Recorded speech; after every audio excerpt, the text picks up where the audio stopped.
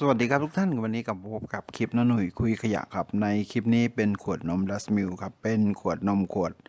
เล็กนะครับนมเปรี้ยวพร้อมดื่ม100 มิลลิลิตรเป็นขวดเล็กนะครับจะนำขวดนี้กลับมาใช้งานกันอีกครั้งครับตัวเนื้อพลาสติกยังค่อนข้างดีนะครับตัวนี้